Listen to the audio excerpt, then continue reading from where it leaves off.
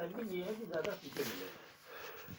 जो स्टेट अब कैंडिडेट पहले कह रहे थे कि चुनाव से पहले विधानसभा के बंगाल को समझौता करने चुनाव उनका तर्क यही था कि हमको सत्ता में हिस्सेदारी हथियाने भी ज्यादा लड़ने को मिलेगी।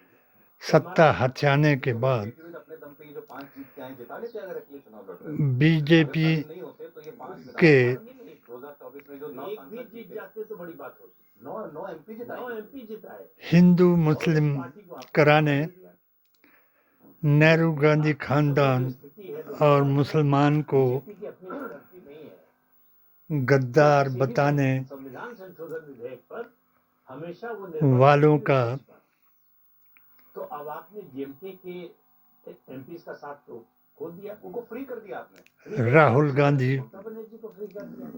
पर तो आप सोचिए कितनी बड़ी प्रहार। और आप कह रहे हैं कि इंडिया अलायंस को आप मजबूत करेंगे। उसको आज का समाचार। मजबूत करेंगे तो वो बच्चा जो होता है ना खिलौना मिलते ही खाकसार पीडीए कोऑर्डिनेटर हिमाचल प्रदेश, तो राहुल गांधी वैसे जोड़ना आता नहीं, तोड़ना आता है। तो ऑल इंडिया सुन्नी सूफी जमात 10 साल 20 साल तक पीरे तरीकत वली हिंद बात इसकी नहीं है कि आपने का कन्वीनर या टीएमसी का साथ छोड़ दिया। बात यह है कि आपकी विश्वसनीयता नहीं। ठीक है, लेकिन हम आप पर भरोसा करें। भीम आर्मी अब राहुल गांधी ने केवल ये 5 साल सत्ता कैसे चलेगी ये देखा। क्रांतिकारी सेना का राष्ट्रीय उपाध्यक्ष और ममता जी की जहां तक बात है, ममता जी को ममता की तरह अब वो ममता जी के साथ ममता जी विक्टिम प्ले कर हर साथ औहदे से आपादित यानी ममता बनर्जी के कोई इस नारे पर उनका समर्थन नहीं करेंगे, बिना नोटिस के हटाया गया। कुछ लोग कह रहे हैं कि मोदी मिशन मुस्लिम मोर्चा हिमाचल प्रदेश का महामंत्री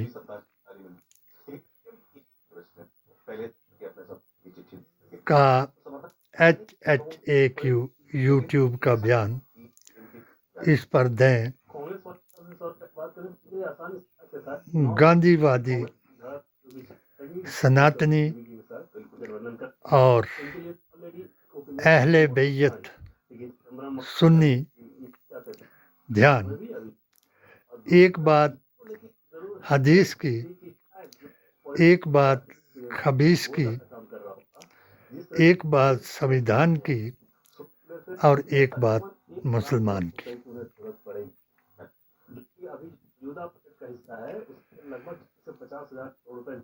जब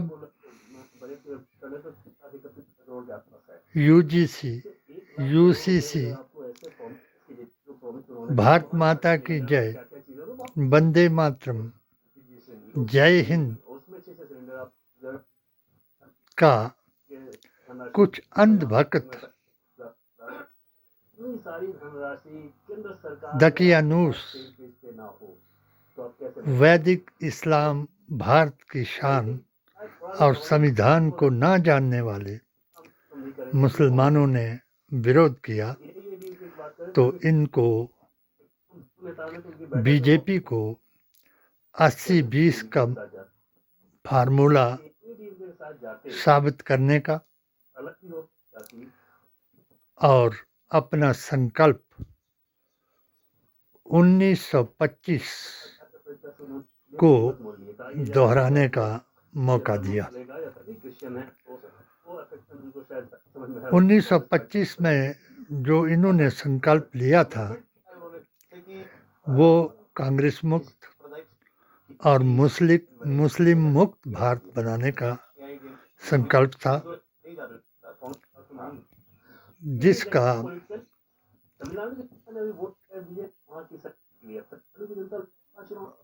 पूरे देश में जिस तरीके से महात्मा गांधी का पीछा 1942 से लेकर के 1948 30 जनवरी तक किया गया, उसी तरीके से थे 4%, उसके बाद 2014 से आज वो सारी समस्याएं तो दिख रही है कि तक सामने वाली है। और तब भी कांग्रेस का ये सपना कि 2023 के लोकसभा चुनाव में बड़ा राहुल गांधी का शायद कंपनी पीछा एक सरकार में पहले आए इन्होंने किया, केरल के साथ मगर राहुल गांधी ने में भी हमारे से है। और डीएमके के साथ आप देखें तो संविधान, कांग्रेस पीछे ही जा रही थी तमिलनाडु में। इनफैक्ट पिछले चुनाव में तुलना में विधान बढ़ गई तो, लेकिन और अपने ईमान उनका डिग्रोथ हुआ का हमेशा साथ दिया, जिसके बदले में इन्होंने इनफैक्ट बीजेपी के भीतर तो एक चीज बहुत ज्यादा मुखर होती है, इनको सेक्शन चल रही है कि शायद अन्ना मलाई को जर्सी गाय का बछड़ा, अगर तमिलनाडु की जनता को मुसलमानों की औलाद, तो वो काम अन्ना मलाई की भी पॉपुलैरिटी बहुत ज्यादा थी और पढ़े लिखे व्यक्ति, हिंदू विरोधी, राष्ट्र विरोधी बता करके 3 बार, जो पहले चुनाव जिनके बारे में मैं कई बार लिख चुका हूँ कि पहला 3 साल से मोदी जी ने सबको अपना बनाया, फिर 3 गा से नेहरू गांधी खानदान और मुसलमान को गद्दार और राष्ट्र विरोधी, हिंदू विरोधी, संविधान विरोधी, अर्बन नक्सली, और अब उनको कांग्रेस के जो लोग हैं, जो बड़े बड़े वरिष्ठ घुसपैठिए वो उनकी कार्यक्षमता और उनकी प्रतिभा नाम दे करके उनका 27 लाख वोट कटाया। ममता जी ने और केजरीवाल ने राहुल की बुराई करके अपनी इज्जत, आसन, सिंहासन को गंवाया और कांग्रेस का विरोध करके जो वाहिद एक विकल्प है जिसने भारत को आज़ाद कराया, जिसने सर्वधर्म का संविधान बनाया, जिसने महात्मा गांधी का बलिदान कराया, जिसने डॉक्टर अंबेडकर का संविधान सर्वश्रेष्ठ ग्रंथ बताया, उस विकल्प को हटाने का इन दोनों ने प्रयास कराया।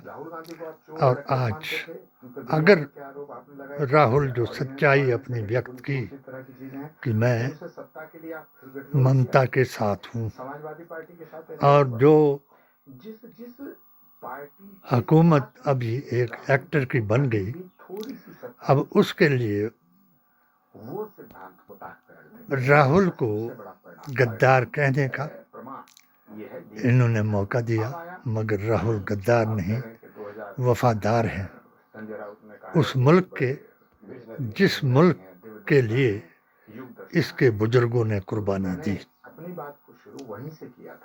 इसी कुर्बानी को जिन्होंने आंखें देख करके जिन्होंने खानदान को तोड़ा, मेनका गांधी ने आज रोज रजत शर्मा अपनी अदालत के जरिए, अपने एडवर्टाइजमेंट के जरिए राहुल गांधी की बुराई करने के लिए ये जो इनकी चौकड़ी बैठी है, चाय और गाय की चर्चा करने के बिना अब जो कॉफ़ी पर कुरुक्षेत्र करा रही है, तो उसमें रोज ये एक समाचार आ रहा है कि मेनका गांधी ने मेरा हाथ मजबूती से पकड़ा। वो इस डर से पकड़ा कि उसने उस वक्त जब संजय गांधी चले गए तो उसकी मां पर उसने इल्ज़ाम लगाया था कि उसको मरवाने की पॉलिसी भी इंदिरा गांधी की थी, मगर कोई मां अपना बेटा चोर भी हो, डाकू हो, जो भी हो, उसको मरवा नहीं सकती। उसे हिंदू जिस शब्द भी नहीं कहना चाहते। सीन को ये एक उनकी प्रॉब्लम है। अब ये रजत शर्मा ने अपनी आंखों से देखा साजिश जो सनातन और हिंदू और बार बार हाथ पकड़ने की बात करना, तो ये बात थी कि उनको कितनी नफरत तो इसका जवाब कांग्रेसी लोग बड़े कांग्रेस आसानी से देते है, हैं। वो लोग तो ये कहते हैं कि भाई ये हमारा इंदिरा से हमारे है, पीछे नहीं है। हिंदू और मुसलमान अब उतनी शब्द तो ही आप नहीं नफरत बोलते, हिंदू भी नहीं बोलते, मुसलमान भी नहीं बोलते। नहीं, देखो, हमेशा कांग्रेस में एक सेकंड राहुल गांधी से है, ये तो बीजेपी का जिसके बारे में ये बयान किए जा रहे हैं। कांग्रेसी महात्मा गांधी से बड़ा सेकुलर है। एक हदीस यूसीसी यूजीसी का मैंने अपने 18 फतवों में इस बात को जनता भी इसी आप नहीं समझना चाहते। रजत शर्मा ये को मुद्दा ही है। एक बयान दिया। नेशन अपनी चैंपियन है। 4 इंटरव्यूज को इनको भेज करके इस पर बहस कराने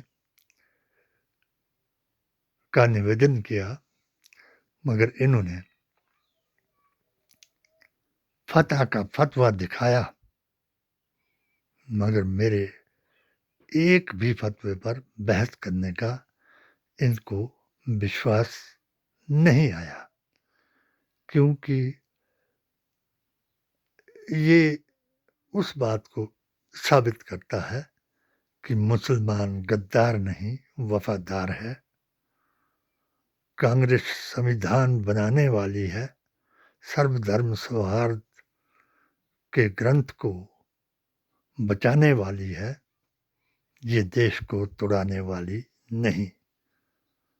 जिन्होंने जिन्ना जैसे शराबी से देश को तोड़ाया, आज जिन्नावादी बन करके, आतंकवादी बन करके, गौडसेवादी बन करके वही फार्मूला भारत में चलाया, जो हमारे मुल्क के लिए नहीं, हर समाज के लिए नुकसानदेह है।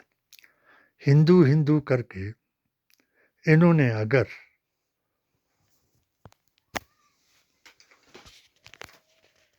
बंगाल को जीत लिया, हिंदुओं के लिए इन्होंने क्या किया, सनातनियों के लिए इन्होंने क्या किया, ये सत्य ही सनातन है। इसका बयान मैंने अपनी पेटिशन के जरिए किया। मैंने मोदी जी महान मुसलमान को एकजुट करो, साथ लाओ, और हिंदुओं में लोग बेवकूफों की कमी नहीं है जो हमारा साथ दे। चलो 2 बातें इसमें याद दिलाता हूँ आपको। राहुल गांधी ने भी एक और स्टेटमेंट दिया था दिल्ली यूनिवर्सिटी के स्टूडेंट्स से जब मिल रहे थे, तो उन्होंने कहा था बीजेपी को ये लगता है कि नॉर्थ में वो कभी हार नहीं सकती, नॉर्थ इंडिया में वहां, और वो हम उनको हराएंगे। राहुल गांधी का प्रॉब्लम हिंदू मुसलमान, हिंदू का वोट मिल रहा है वो उनको समझ में आता हो तो अलग बात है कि क्यों नहीं मिल रहा, या उस बहस में उनको पढ़ना है कि नहीं पढ़ना। उनको नॉर्थ इंडिया में वोट नहीं मिलता है। दक्षिण में तो 3 राज्य हैं उनके पास, केरल है, तेलंगाना है, कर्नाटक उनके पास। राहुल गांधी को हिंदुओं का वोट क्यों नहीं मिलता, इसका एक ही कारण है कि हिंदुओं का वोट महात्मा गांधी, जवाहरलाल नेहरू, सरदार पटेल, रविंद्रनाथ टैगोर, डॉक्टर राजेंद्र प्रसाद को भी नहीं मिला। क्यों? कि उस वक्त 1925 के बाद हिंदुओं का ये काम रहा कि मुखबरी करना, अंग्रेजों से कांग्रेसियों को, स्वतंत्रता सेनानियों को याचनाएं दिलाना, वजीफा खोर मुल्लाओं की बातों का मुकाबला पेंशन भोगी बन करके लेना, जिसके लिए सेलुलर जेल, जफर का आज़ादी का आंदोलन, टीपू सुल्तान का भारतीय संस्कृति और संस्कारों के लिए यानी सनातन और सुन्नियत के लिए बयान, ये था। उसके खिलाफ इनका हमेशा काम। जो कुछ अभी उस एक्टर को मुख्यमंत्री बनाने के लिए राहुल जी ने किया, वो सबसे बड़ा विकल्प है जो अब केजरीवाल को भी समझ आ गया और ममता जी को भी समझ आ गया। अगर वो मेरे इस YouTube चैनल को ममता बनर्जी, अखिलेश जी, तेजस्वी यादव और राहुल जी सब्सक्राइब करें, इस पर अनुसंधान कराएं, इस बयान पर मुझे झुठलाएं कि ये उस वक्त कांग्रेस विरोधी थे, संविधान विरोधी थे और आज वेद पुराण गीता ग्रंथ और कुरान विरोधी हैं, क्योंकि ये वैदिक इस्लाम और भारत की शान को नहीं जानते।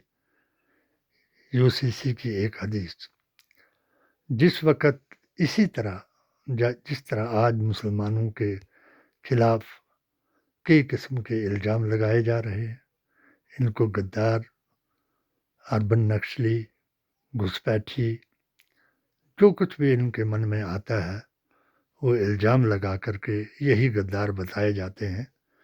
तो हजूर अकरम सल्लल्लाहु अलैहि वसल्लम को यानी आदम अलैहिस्सलाम से लेकर के नूर अवतार और किताब के मुताबिक आखिरी कल की अवतार के बयान में भी एक बात आई, आखिरी कल की अवतार हजरत मोहम्मद मुस्तफ़ा थे।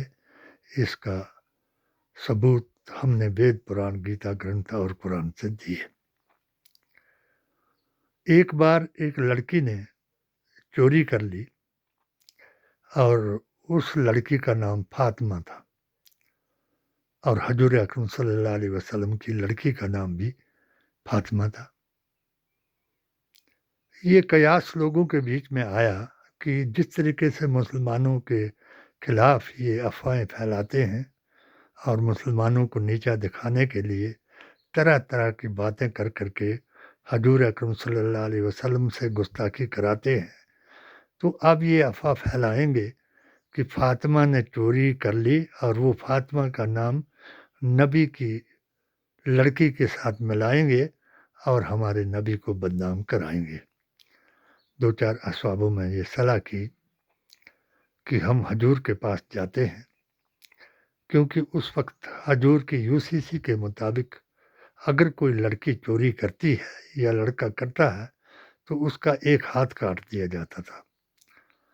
तो जब हाथ काटा जाएगा तो ये नबी की लड़की का नाम बता करके बदनाम करेंगे, इसलिए 3 या 4 आदमी हजूर के पास चले गए और हजूर से ये दरख्वास्त की कि या रसूलल्लाह, मुनाफिकों ने, गद्दारों ने, बेवफाओं ने और गुस्ताखे रसूलों ने ऐसा प्लान बनाया है कि जो एक लड़की फातिमा ने चोरी की है उसका हाथ कटाएंगे और फिर अपनी आपकी लड़की का नाम बदनाम कराएंगे। हजूर गुस्से में हो गए।